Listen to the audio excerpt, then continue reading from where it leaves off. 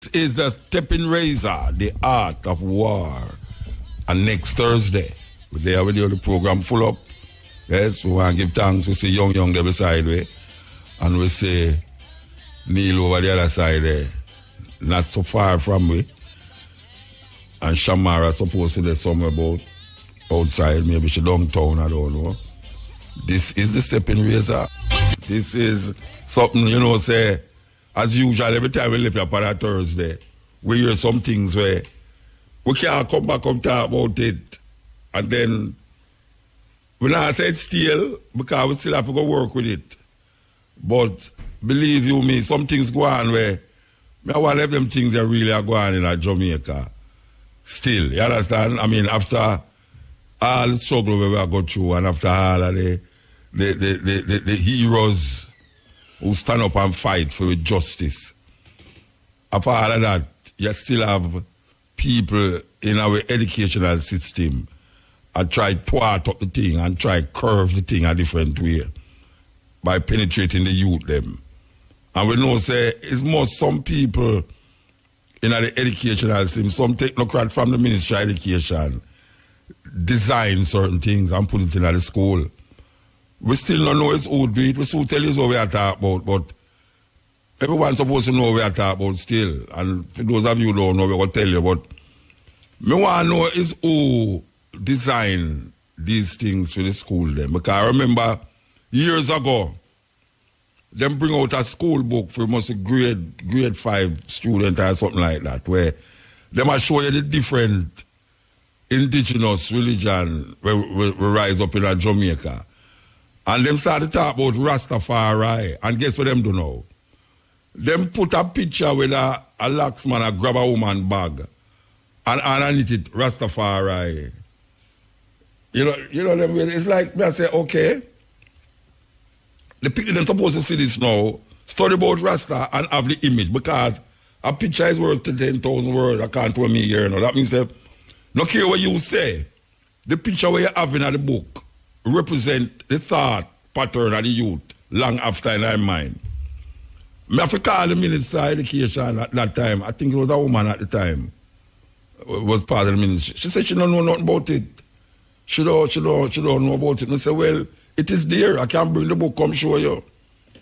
It go down the line now till somebody must recognize right, this thing is a funny thing.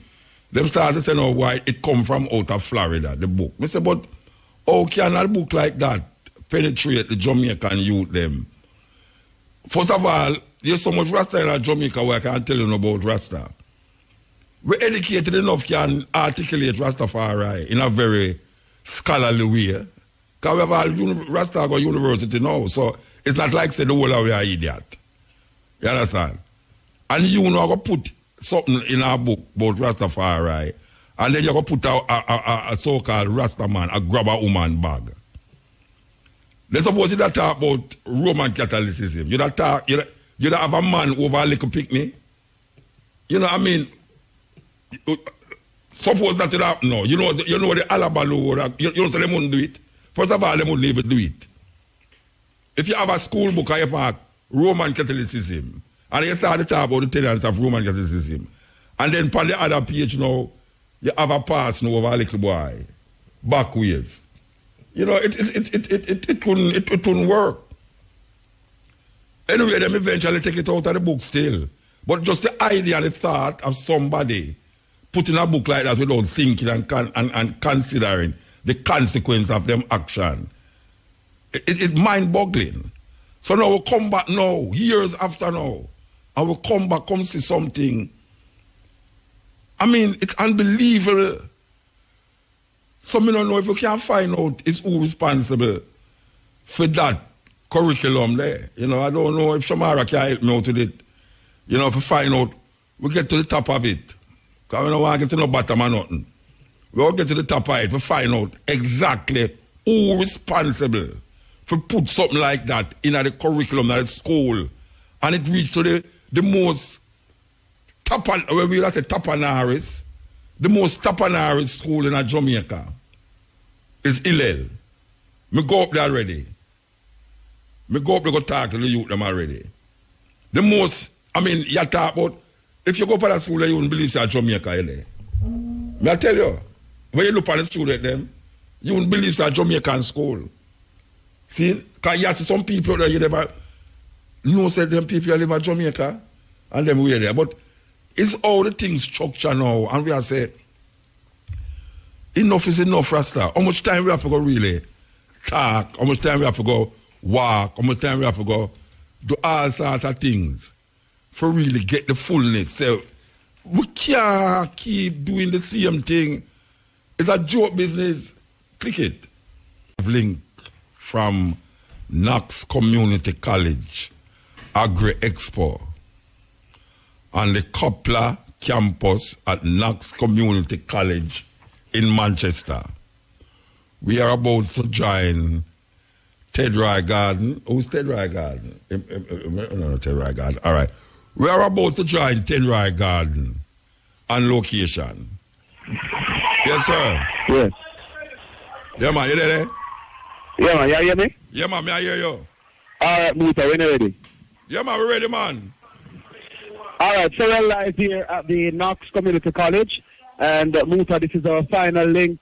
For those who are just arriving, it's the third staging of Knox Community College Agri Day and Expo 2018 right here at the Cobbler campus.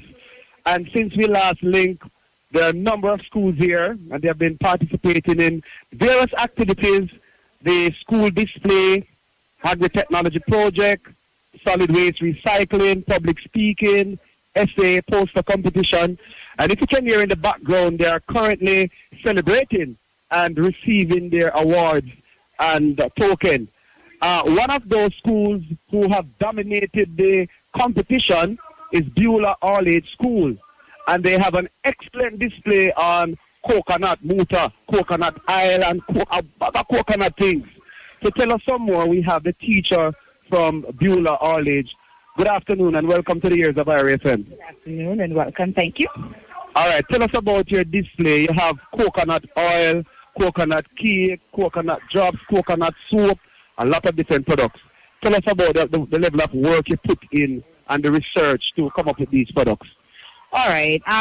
Based on our school's location, we don't really plant a lot of things, but we have coconuts because we have this rocky soil. So, you know, when the 4-H decided that they're going to use coconuts, I decided, okay, I'm going to run with it because first we just used the coconuts in the rice and peas and the drops and the greater cake. We wanted to do something different, so we didn't come up with a lot of those products.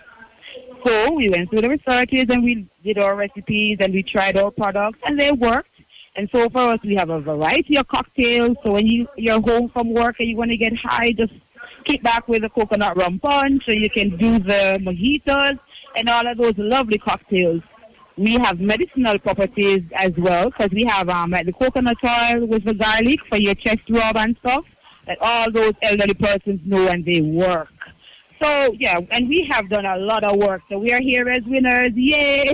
All right, I saw some of your students collecting trophies and so on. What are some of the areas you have dominated? Well, we have dominated the technology area. We have done the solid waste management, and we have done the school display. So and we also did composing and potting, so we were in that area as well. Congratulations and keep up the good work. And I know that you're going into the national next week. Yes, for 4-H national. Ooh. All right, congratulations. Going to top it. All right, Beulah All Age. Now we're here with Miss Taylor, and Miss Taylor is going to tell us some more.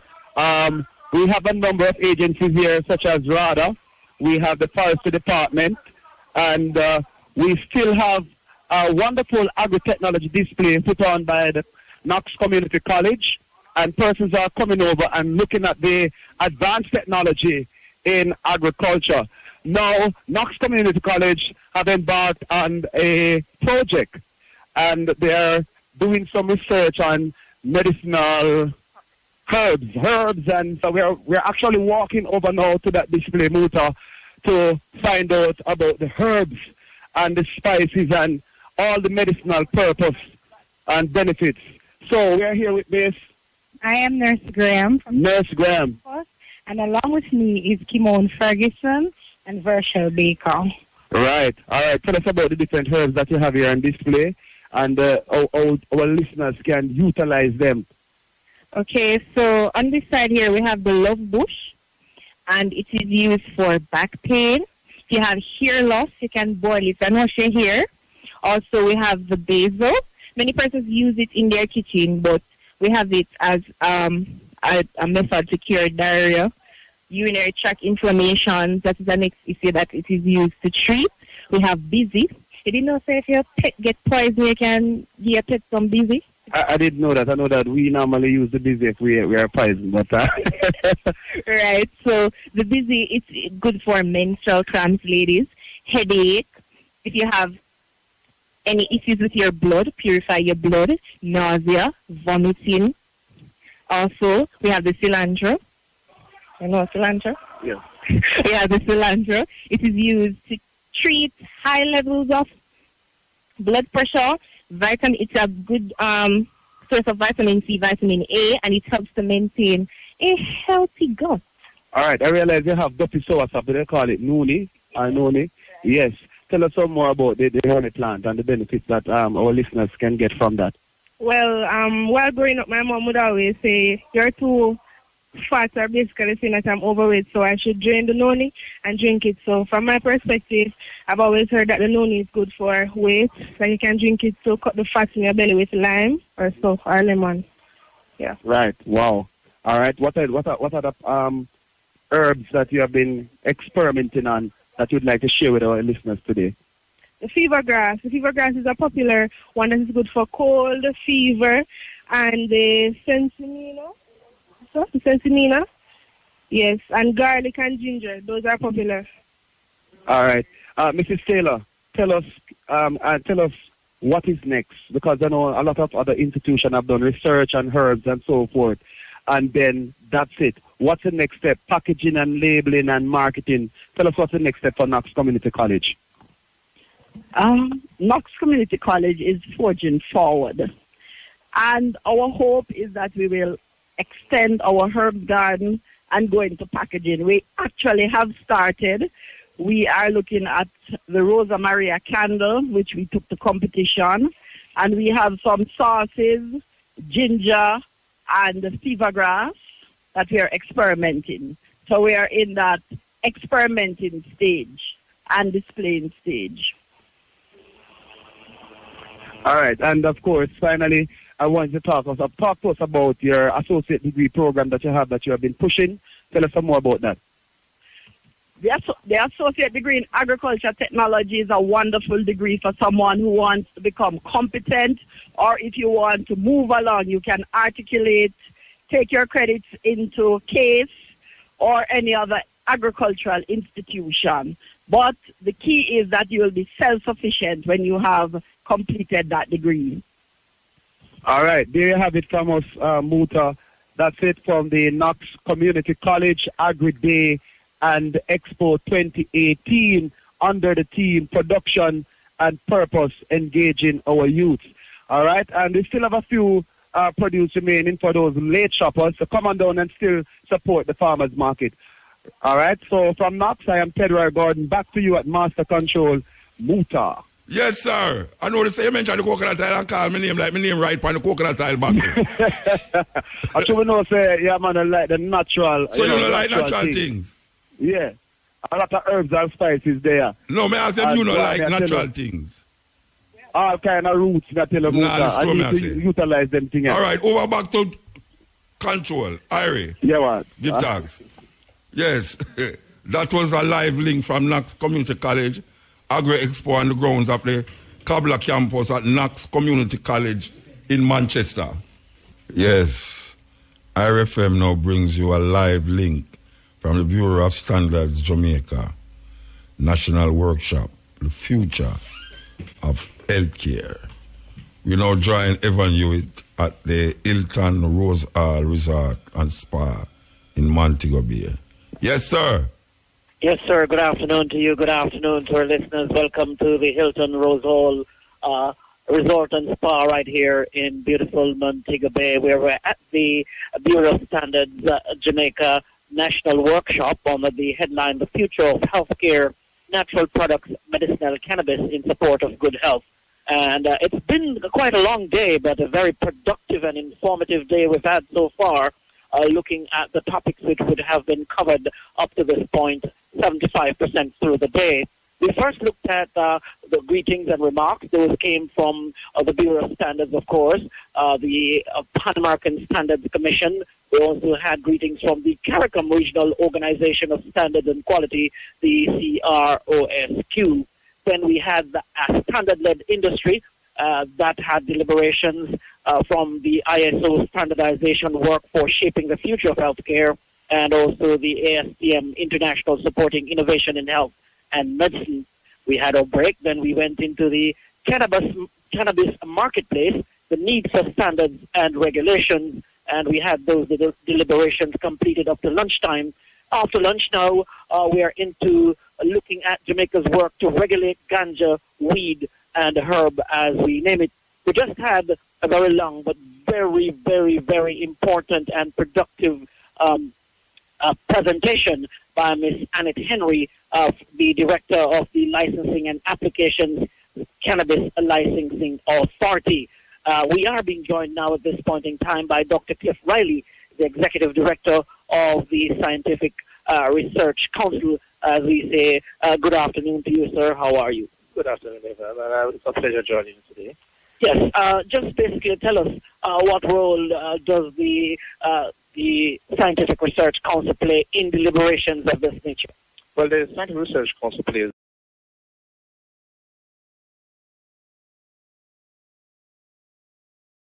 a major role in terms of the advancement of the cannabis industry. Regulations amend the Food and Drug Act of the 1970s to officially recognize nutraceuticals.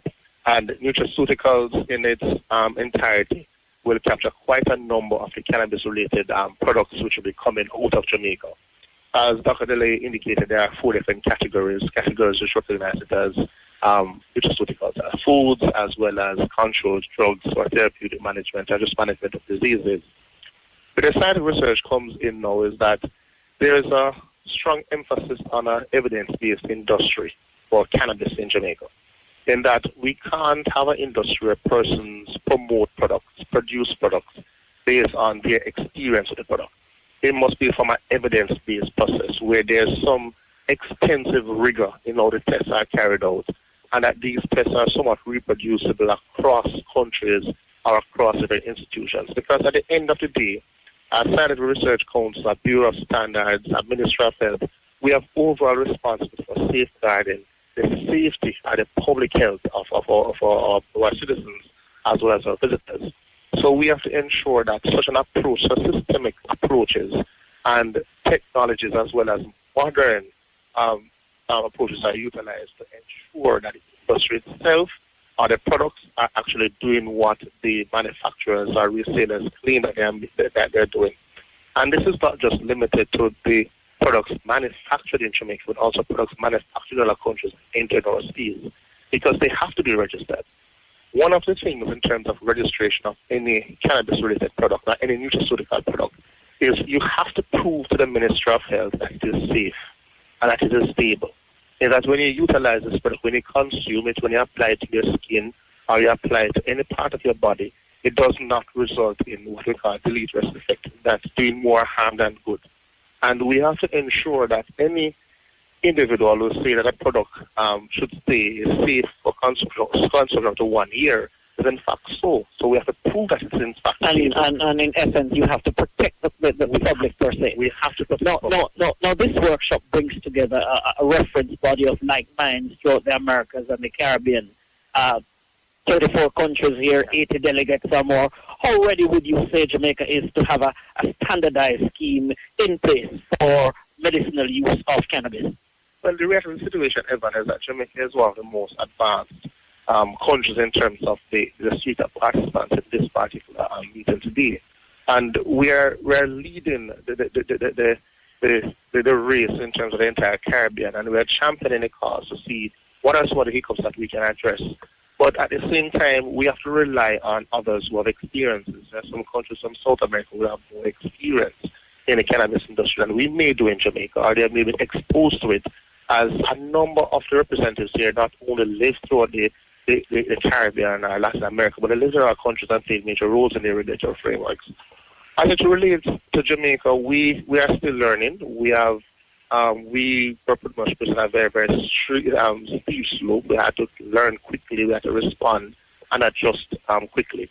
And I think, in all honesty, we are doing pretty well, and a number of countries can follow in terms of how we have been leading the industry, or we've been putting necessary steps in place with the regulatory framework somewhat guiding the entire operations of the industry.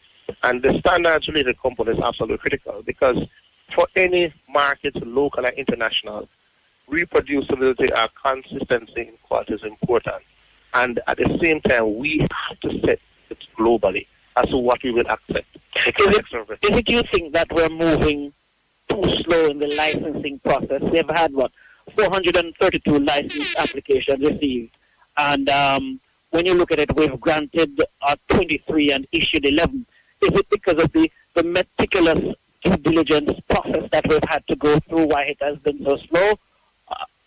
One of the things, Evan, when you look at Jamaica, you will always have this analogy about the players in the game or the fish in the pool. I think we're on the outside looking in on the pond, and we're not hitting the pond as a country. And one of the situations that we have to take into consideration there is that we have to go through more stringent approaches to make sure that we get it right, as opposed to Canada or United States, who are members of the G7, who have permanent position in the UN Security Council. The fact of the matter is that Jamaica is a small developing state, and we have to make sure we dot all of our I's and cross all of the T's. So it does take far longer than we would have hoped. But there are other aspects in terms of even the financial evaluations, which themselves take about 3 months. In other countries, those financial investigations can be covered in weeks. So there are a number of other factors impacting on it, but we want to make sure we get it right. Wonderful. Be nice talking with you, Dr. Riley. All the best to you, and thanks for speaking with us. Thank you so much, Evan. All the very best, and thanks for having me. Yes, Ben. Great. So there you have it then, Dr. Riley speaking to us as it relates to this most important cannabis conference that is now taking place here at the Hilton Rose Hall Resort and Spa here in Montego Bay. Coming up later on, they'll have the research and development landscape for cannabis in Jamaica. Professor Wayne McLaughlin will speak on that. And I think at this point in time, Dr. Winston Delahaye from the cannabis unit of the Ministry of Health should be giving us his deliberation. He will be speaking on steps towards public health and safety and the role of the Ministry of Health in that process. So we'll be taking it there. Quite interesting, Muta. We just saw in Dr. Henry's presentation that persons in possession of 2 ounces or less of ganja can no longer be arrested, detained, or tried in court. However, they may be ticketed by the police. That offense no longer tracks a criminal record. That, too, is interesting. All right, sir. Give thanks. That was a live link from the Bureau of Standards, Jamaica National Workshop, the future of healthcare. It's news time. Good afternoon. I am Patrice Walters with the local and international headlines. Minister of Transport and Mining Robert Montague has invited the opposition People's National Party to discuss the United States sanctions on operations of UC Rusal Windalco in Jamaica. In his letter, Montague indicated that he would be seeking a united approach to the issue with the opposition as the government moves proactively to safeguard the welfare of the approximately 1,200 workers at Windalco and their dependents. The minister says the ministry has conducted a series of consultations with UC Rusal, the Attorney General, the Ministry of Foreign Affairs and Foreign Trade, U.S. Embassy, and the Ministry of Labor and Social Security. Workers or their representatives will also be consulted. 2 St. Catherine men who were held on a ganja farm with more than 200 pounds of ganja pleaded guilty in the St. Catherine Parish Court yesterday. Charged with cultivating ganja, dealing in ganja, and possession of ganja are Craig Austin and Telmore Dixon of Riversdale District.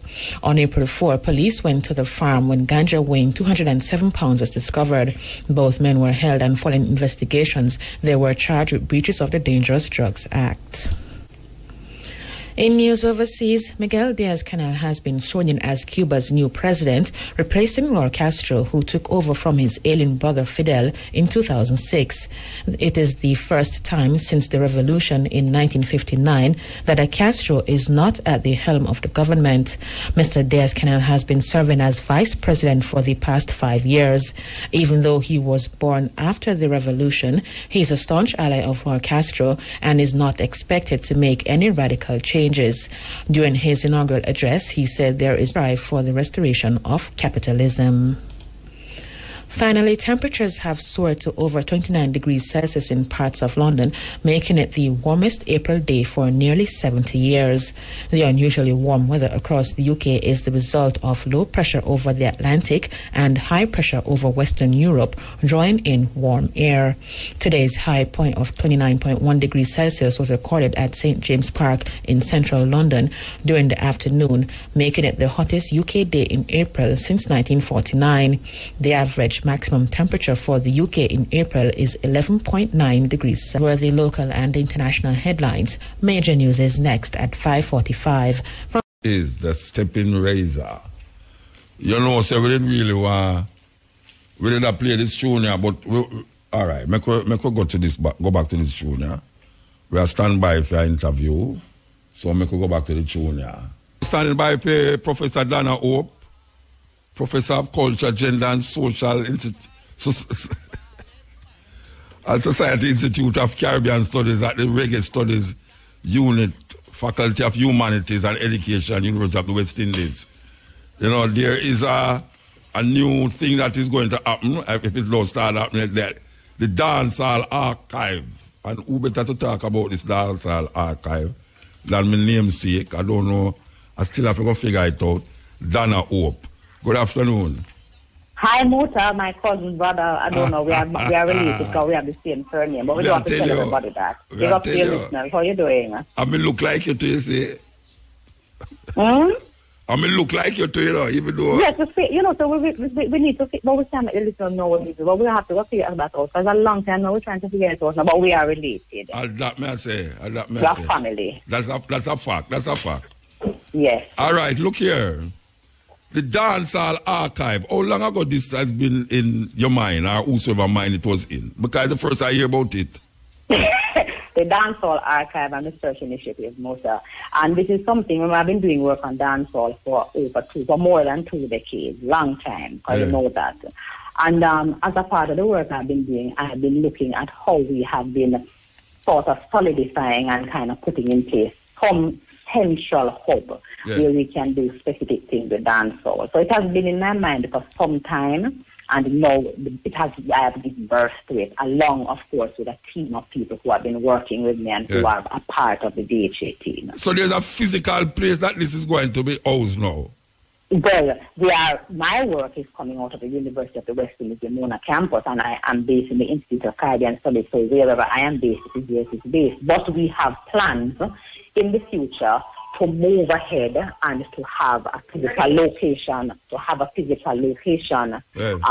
the archive, because of course we are starting this initiative and expecting people to come on with us, because we are going to be doing many things. And we have a website up. People can look at the website, dancehallarchive.org. So we have a physical archive that we will hope to put together, because we want to not just preserve dancehall culture and preserve the knowledge of dancehall culture and disseminate it, but we also want to have some archival activities, because Muta dancehall has been around for more than 4 decades. A lot of the information is being lost. A lot of the memory around dancehall, you know, you get older, you forget things, and we have not been very good at documenting aspects of dancehall culture and other areas of our culture. All right. When we talk about the archiving of dancehall, we know that there was a time when the dancehall was a place. Today it's a genre of music.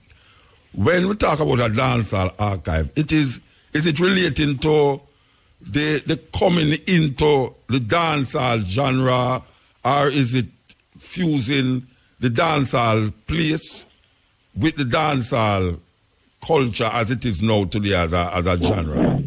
Well, what we plan to do, and if you look at our website, what we plan to do is to get involved with a series of activities that will allow us to help people to understand what dancehall culture is and to show what dancehall culture has come from. So dancehall has a history that is more than 30 years old. Many of the young people I teach are in their early 20s, late teens, have a clue. They don't know anything about dancehall. We can't find any information about dancehall except maybe an old newspaper article. So the archival activities, that kind of historical reflection, but also collecting of artifacts, is something that will help us to preserve the culture and help us to disseminate it so people can understand, can probably touch and feel and see things that are dancehall, things from back in the days, things from in the 80s, and also help them to understand the different components of dancehall culture, not just about artists on a stage, but the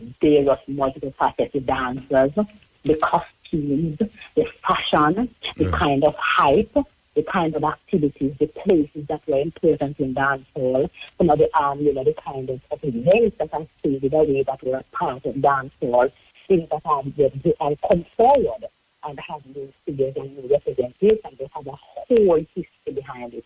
Later, we have done very bad at doing anything like that. All right. So we still now go delve in. I hear you mention from the 80s. Yes.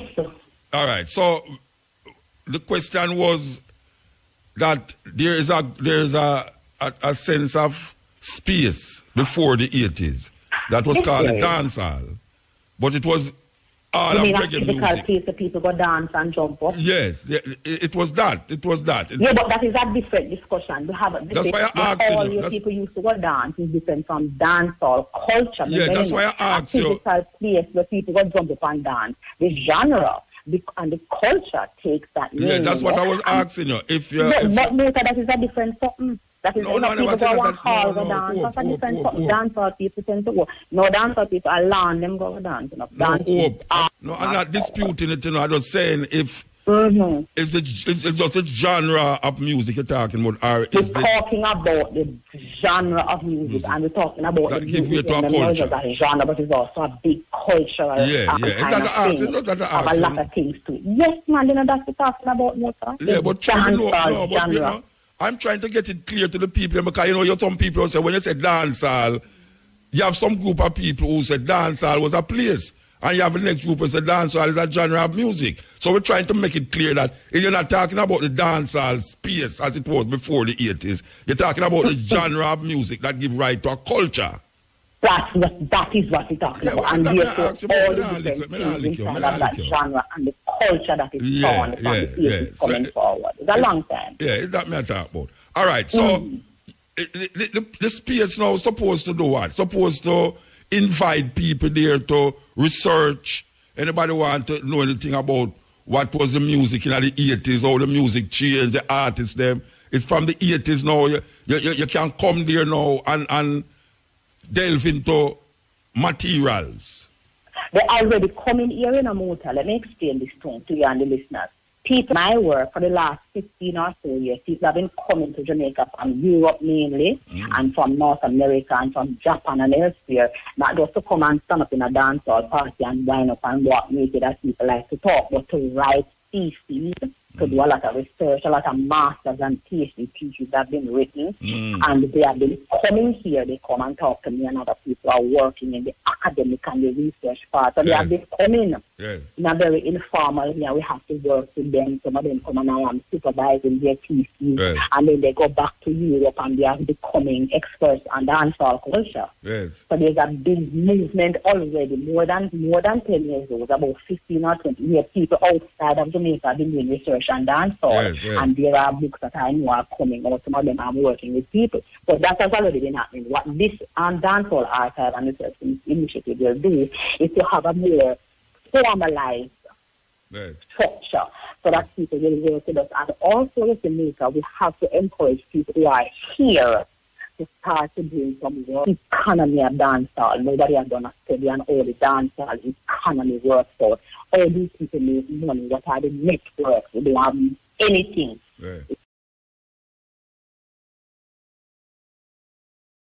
We have to encourage research and scholarship about the different things. We need some books on some of the areas on dancehall. We need more research that people can draw from, and then people come here to study. They have access to that as well. We have to encourage the research and the scholarship. The Dancehall Archive and Research Initiative plans to do a lot of these things as well. Well, I just hope that you find a physical place quick, that you can have it as a place and advertise it, rather than people just coming up to the university, but you just have a place where you can employ people to be like, oversee what is taking place, like a library in itself, Yes, and you see, the philosophy, if you build it, they will come. Be the change in we have to begin somewhere. And so we are partnering and collaborating with others. We already have the Jamaican Music Museum, Herbie Miller, of course, under the Institute of Jamaica, and others have been, have come on board. We are going to be partnering, but we really have to find a physical home where we can have proper activities going on, and where we can actually locate material, but also where we can actually say, give people an opportunity to connect with us and to arrange and organize some of the activities that we are planning. But we have plans to do a range of things. And the team that we have someone who is located in Berlin, in Germany, Dr. Patrick Kelber. We have somebody in Venezuela. We have people who have connections to Canada. And we have someone in Barbados. So we are building out the team in a real sense so that it's not just a Jamaican team. And there's a lot of young people, and the oldest person on the team. Yeah. Well, so we have young people working with us, because this is something for the youth and for the next generation to understand about culture and to own it. It is Jamaican, it has value, and we want to remind people of the value, recognize it, of course, some leadership in the team. We have to do that with it, Definitely. Yes. So we're launching it tomorrow evening at the University of the West Indies. It's at 6:45 in the Neville Hall, Leicester Theatre. Quite a lot of excitement. Calling the original dancehall team will be there. Of an expression call of dance expressions will be there. Junior Heavy Fraser, artist, manager, promoter, one of the primaries used to be involved with King. It will be there, seeing the big stage dancehall stage show. We have General B from the Monster Shack who will also be performing, and we have a range of activities that will be around that, and we invite people to join with us and to look on our Instagram page, Dancehall Archive. We have a Facebook page that can go and see, and keep in touch with us as we move forward, and of course come and see and collaborate with us. What time tomorrow you say? What time? 6:45 p.m. 6:45. N1. Yes. We start at 6:40. We'll be there. We plan to go on until about after 8:50. Okay. So people should come and share with us. We have activities, and of course they can sign up with us. They can go online, sign up with us on our website, go to our Instagram page, be a part of the activity, because people are in their 60s, people in their 50s, people in their 40s. They were young people in dancehall in the early days, and the memories of their youth, having shown their youth, we want to preserve some of those memories. So we have a project coming up for dancehall narratives. We're going to do some oral narratives and try to revise and preserve some of those memories. What happened? How did it happen? What were you doing when it happened in dancehall culture? Okay, Dana. Give thanks. And it's going to work, because we know it must work, because it's something we don't want to wipe out of the history and people speculate. And since it is happening now, it is best to write about it now and archive it now. Exactly. Give thanks, man. Give thanks. Give thanks, and thank you for having me, and all the best. Respect to you and your listeners. Yeah, man, Irie. That was Professor Dana Hope, Professor of Culture, Gender, Society at Institute of Caribbean Studies at the Reggae Studies Unit Faculty of Humanitarian Education, University of the West Indies, Mona campus. Yes, Dancehall Archive. Very important. Because we know, boy, I tell you, I go foreign and say some things where I say, they come them things in Jamaica. And it have to do with our culture. So, archives of this nature is very significant and important in really following the design, the pattern, and the history of this genre of music. Give thanks. Yes, this is the Steppin Razor. All right, so we're going to talk about something here, and very important, very, very important. I don't know how much of people know who are listening to me, but there was a law named the Dread Act in Dominica. The Dread Act. The Prime Minister, the name Patrick John from the Labour Party. And this Dread Act declared that if the police see a man who have locks on the road, him can shoot him and don't get charged for it, no matter what. Just the visibility of a man with locks on the road, the police could have shoot him and get away with it. It's called the Dread Act. Now that is the discrimination and the evil that Rasta got through over the years. Not only in Jamaica, because we know about Carroll Garden and other things. Not just Carroll Garden usher some serious things against Rasta, because they must give, during that Carroll Garden, they must give away £1, 1 shilling, for those of you who know £1, 1 shilling, for the capture of Rasta. That's why I hold it for Rasta now. In one of them days, even if you have beard on your face, them call you Rasta and you're liable to get cut off. Your ear gonna get cut off, beaten, tie up with rope and tie on back a lorry and a drive you go down a Barnett Street. It's a weird thing because me remember me and my brethren them, the first cruelty and brutality me ever meet with soldier and police is as a youth when we pick some mango up a camp. For those of you who know Duppy Gate. We pick some mango up a camp and the Jeep pass and see him say, boy, I want to up there. Come down.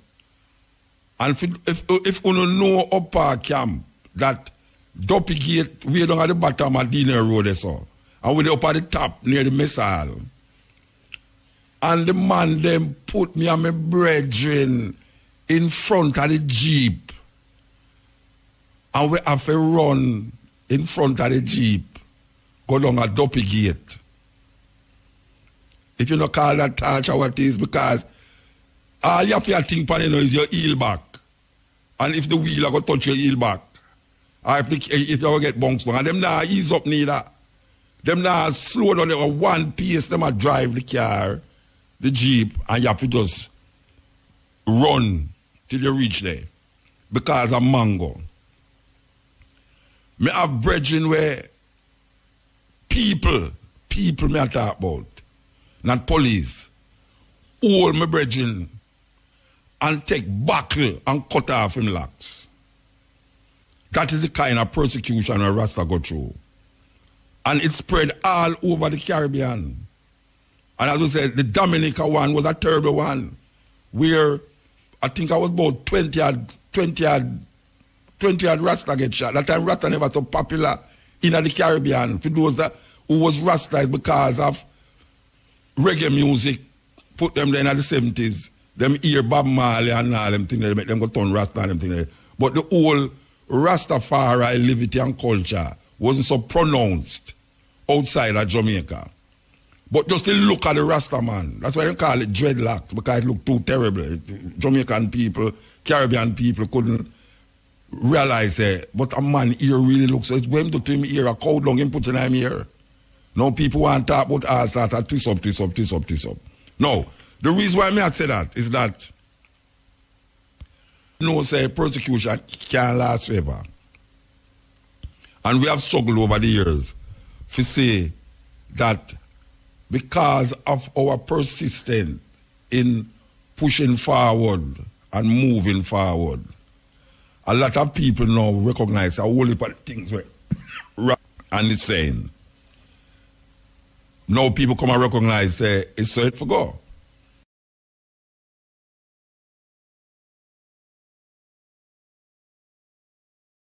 Even the idea of eating food, Rasta come with ital, people say ital.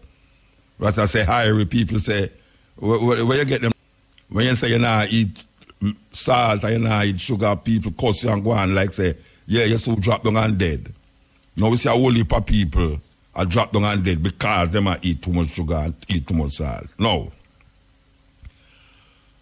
We say this week, which is a major thing, this week in Antigua, the Prime Minister the Prime Minister of Antigua came out publicly and apologized to the Rastafari community. Publicly apologized to the Rastafari community.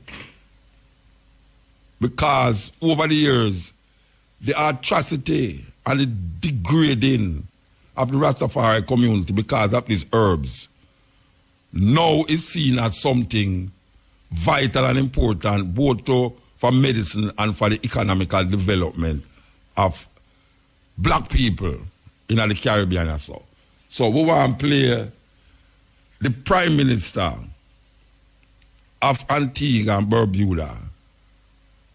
Barbuda apologizing to the Rastafari community. Hi, this is Gaston Brown, Prime Minister of Antigua and Barbuda.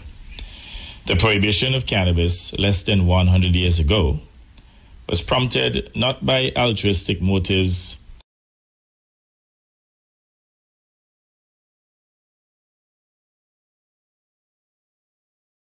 or concern for the health of the global powers at that time. In the Caribbean, the Rastafari community has championed the many uses of cannabis and have asserted that the herb is utilized as a sacrament in their rituals, in their celebrations and worship. The prohibition and demonization have led to Rastafari being brutalized and castigated by police and other government authorities because of their utilization of the plant cannabis. Okay. We hear the apology. It's not all of it that. We want to find all of the clip, you know. All of the clip we want to play. Believe you me, it cut off when very important part. He was going to tell you that he was going to now declare that the Rastafari community should be partakers of the economical benefits of the so-called ganja movement now that is ushering medical marijuana and things. Him said that Rasta should be part of that benefit. And we totally agree with it, because that is one part of it that nobody usually mention. And when I talk about benefit, because now it's like you have a copyright and a man make $1 million, you're supposed to get even 0.1% of that $1 million as reparation for the atrocity that was done to you because of this substance that is now making or is going to make millions. So this is the view of the Prime Minister of Antigua. That look here, you see all of the things that happen to Rasta for ganja. You see now that them are going to make money off of ganja, Rasta should have get something out of it. Whether them plant it or not, them should have get something out of it, because them don't pay the price. Them don't pay the price already. So them supposed to reap the benefit. Them is the one who stand up and declare that this thing is not a terrible thing after all. And now the world is waking up to that. So, yes, I celebrating them in Antigua, they are celebrate like, wow. May I tell you, man, no celebration. Who wouldn't celebrate? Who wouldn't celebrate? You know, it is a big thing. It's a big thing because we know where we go through. I say time and time again, 3 times I go to jail for ganja, I don't smoke ganja. So you must know how the thing set. You must know how the thing set. And there was a time when, if you're a Rasta, you go to prison, them have to cut off your locks. Them have to cut off your locks. It's a weird thing. What the hell locks have to do with you in a prison? I'm a brethren, go in there and end that. We are told that Miguel, them lock up Miguel in a prison, and from Miguel going there and the thing get a lick, because the struggle for that freedom and liberation, that your locks represent something valuable and more important than just here upon your head. Our locks is not weave where you go buy. We're made in China. It's something we grow through nature and through the natural process of how nature grow people here. It's not something we add or subtract. People used to look at my little youth, 4-year-old. And I said, Lord, look what I do with the picnic here. You can't comb it. I make the picnic look good. I said, but we never do nothing to the picnic here. I thought nature grow it. I only do something to fuel the picnic here by a comb it. For make and train it how it for grow. But I train my hair how for grow. And nowadays, I see some youth I run up and down the place now. And I train them locks. Like I say, them locks one gone a Montego Bay and them there Kingston. We got through a whole heap of things just for locks. I go to Nassau and the police come raid the brethren them and me involved in the raid to 13 of them lock up in our cell. 13 of them lock up in our cell. And every man in there will have locks. I could hear the ball in the man them outside of the cell. When I see the man them come out, they made ball at my bottom. I don't know where them shape the man them with. And I me now, them take out of the cell. And I kid you not. Them take me out of the cell and carry me going to the room with the policeman have the scissors in his hand. And the man with him khaki clothes and him little cane and say, so they are, just like how the NASA people them talk, so they allow you to come on the plane like this. The man take out my passport, this when I'm looking there. And him see the amount of press, the amount of visa them, especially the American visa. And them ask me, where me down here for, which part me stay? And me tell them about one hotel where not even them ever go in yet. The man just ease back. Got me and say, I swear to you, me feel like some would have dead inside the top of my locks. And man that say, boy, but Muta just ear it can't grow back. Well, me never feel so that day there. Me never feel so I just ear that so it can't grow back.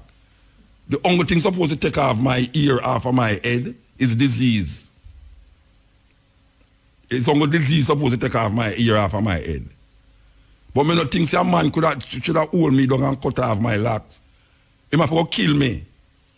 And me don't care where a man wants to say, but your ear can't grow back. It's not, my things gone past ear. My ear like a man that say, boy, I cut off my foot.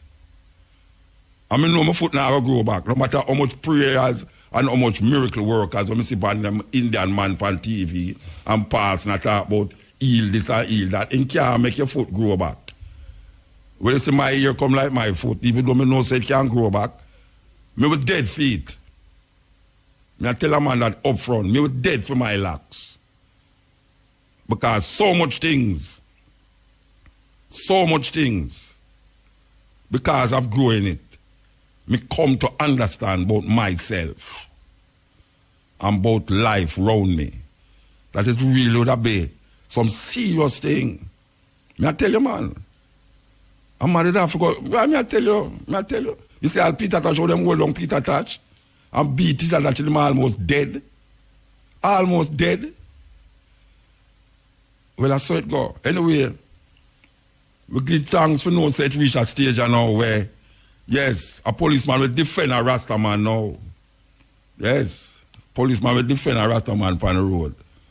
You know what I'm saying? Because him knows say really, we don't really mean to be problems, but we know that the system corrupt and it's designed to fight against African people and black people.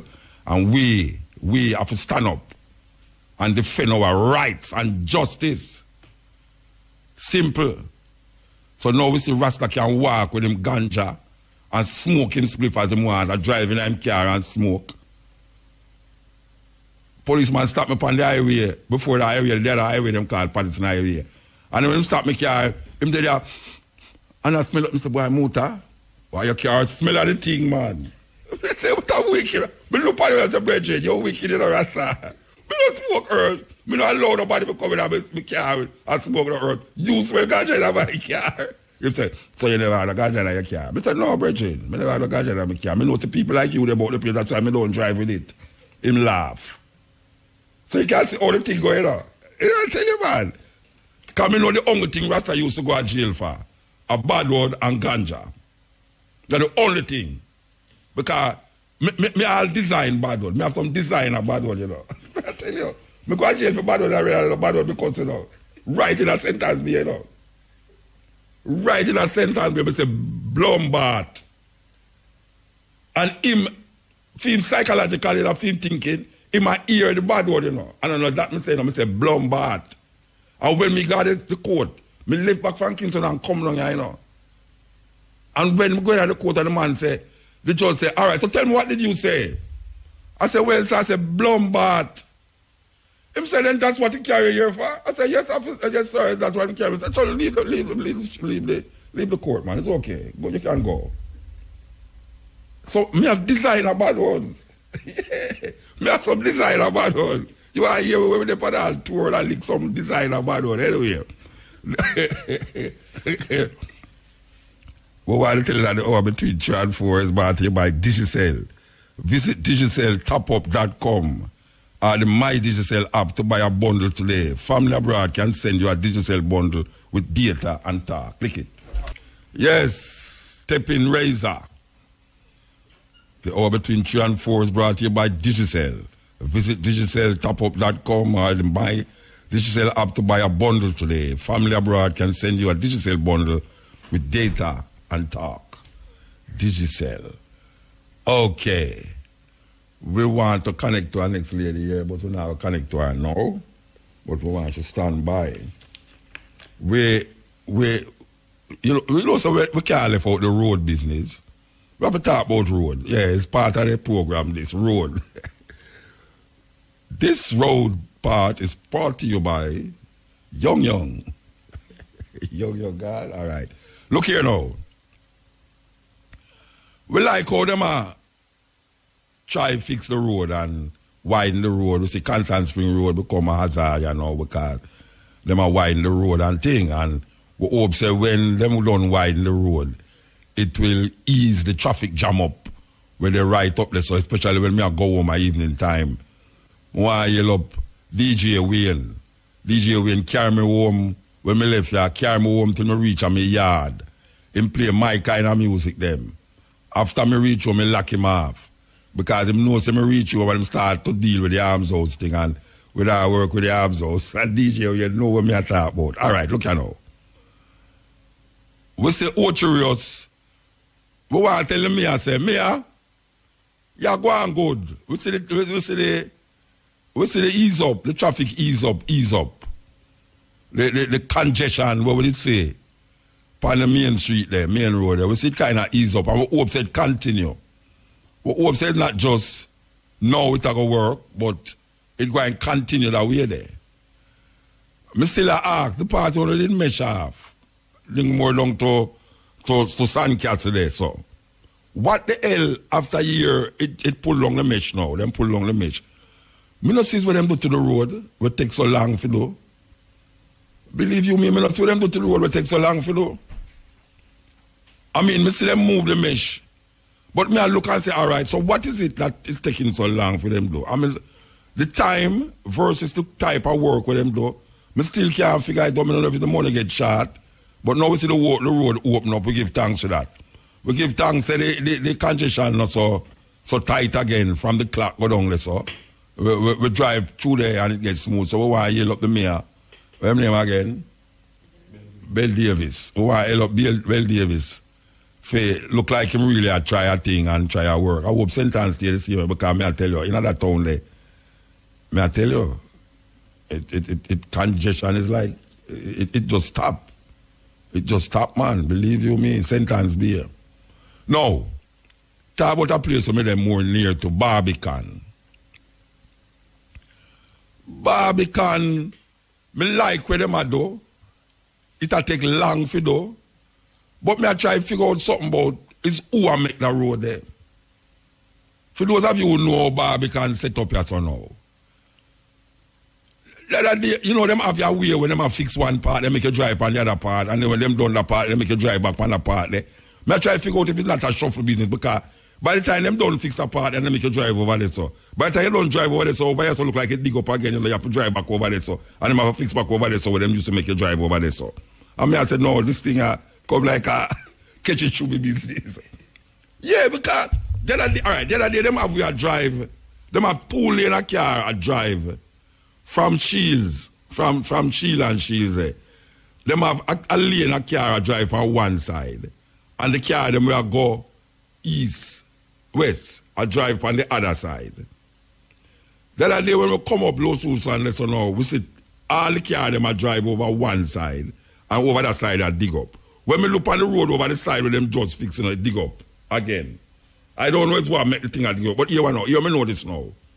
I really, me don't know, Shamara can find somebody in the day here for tell me exactly if it's me not have no sense.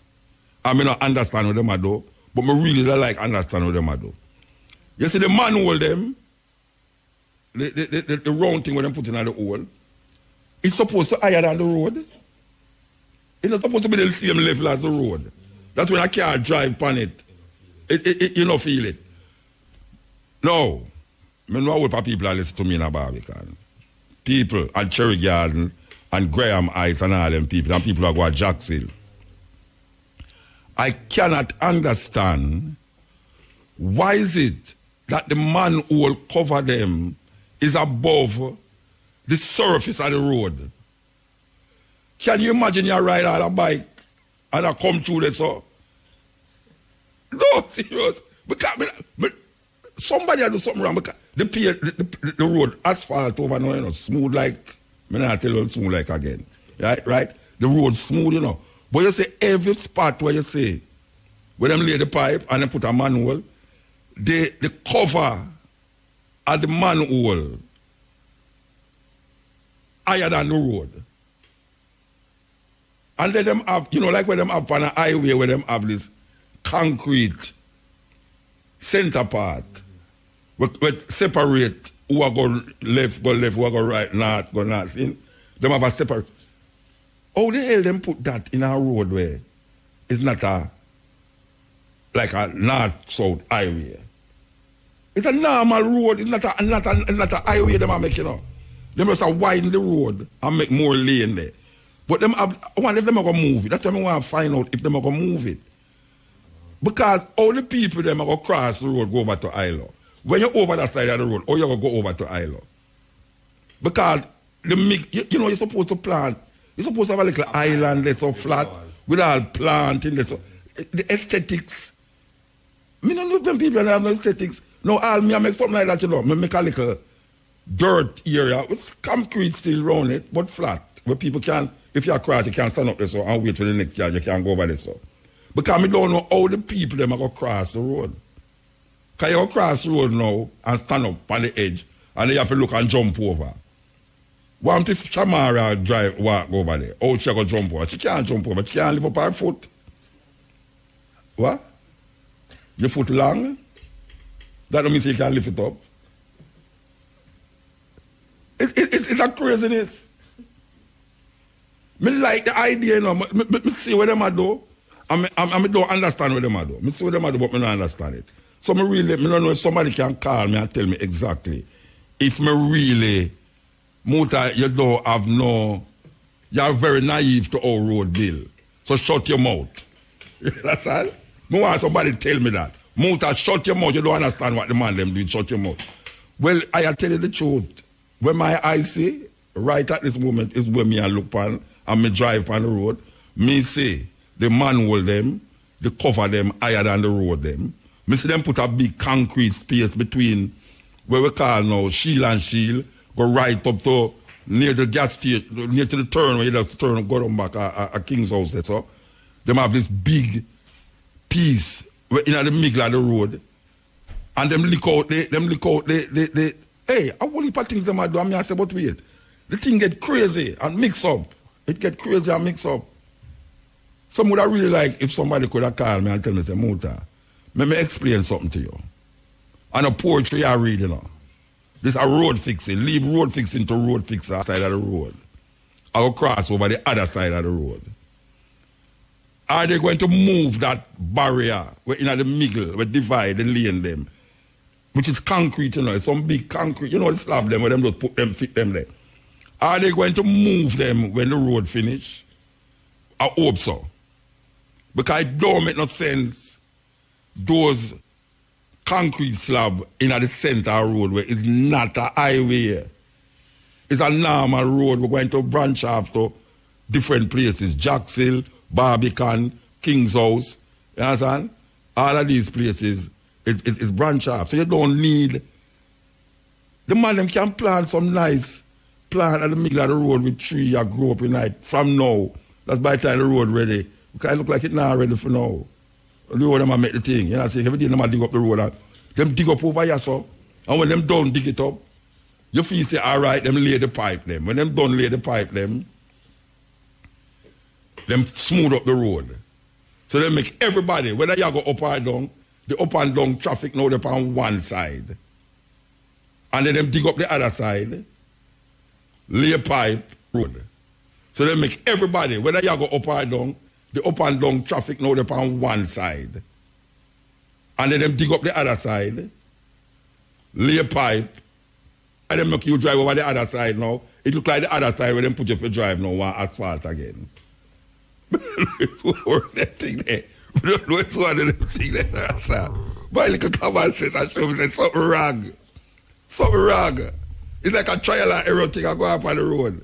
And I say, all right, you know, you're going to put them over that side there. And then by the time we don't fix that, everything's supposed to happen. But guess what? The way the road them set up now, you know, it's like rain a fall, breeze a blow. You understand? And no chicken now run upon the road.